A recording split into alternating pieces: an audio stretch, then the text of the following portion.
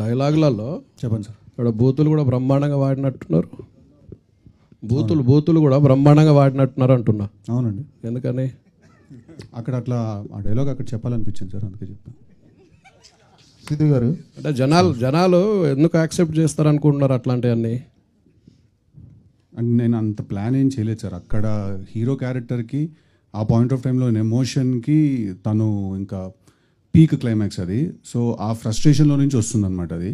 So అక్కడ ఆ ఎమోషన్కి ఆ క్యారెక్టర్కి కరెక్ట్ అని అనుకుని చేశాం సార్. సెన్సార్ అయిందా తెలియదు సార్, అది విల్ గెట్ దేర్. అంటే సినిమా ఏమైందో తెలియదా హీరోకు? అంటే సినిమా ఏమైందో కదా, సెన్సార్ అయిందని అడిగారు. అంటున్నా, మీరు తెలియదు అంటున్నారు కదా. సెన్సార్ అయిందో లేదో తెలియదు అన్నానండి. హీరోకి తెలియకుండా సెన్సార్ ఎట్లా ఉంటుంది అంటే తెలుస్తుంది కదా హీరోకు. ఓకే సార్, సెన్సార్ అయిందో లేదో చెప్పేద్దాం అన్న.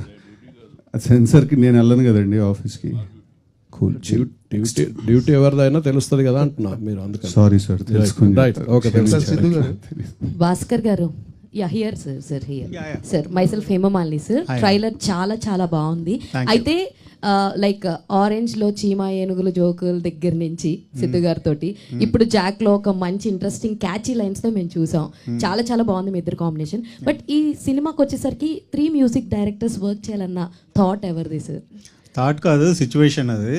అలా అచ్చుతో ఒక సాంగ్ చేసాం, దాని తర్వాత ఒక పాయింట్ సురేష్ గారితో ఒక సాంగ్ చేసాం, and Sam CS full RR అంతా తను చేస్తున్నారు. మీరు గమనించారంటే నేను ప్రతి సినిమాకి వేరే వేరే మ్యూజిక్ డైరెక్టర్స్తో చేస్తూ ఉంటాను. నాకు మ్యూజిక్ ఇష్టం, అందరితో చేయాలన్నది ఒకటి ఉంటుంది. ఈసారి ఏంటంటే ఒకేసారి 2-3 కలిసి చేయాల్సిన ఒక ఛాన్స్ దొరికింది. సో హ్యాపీగా.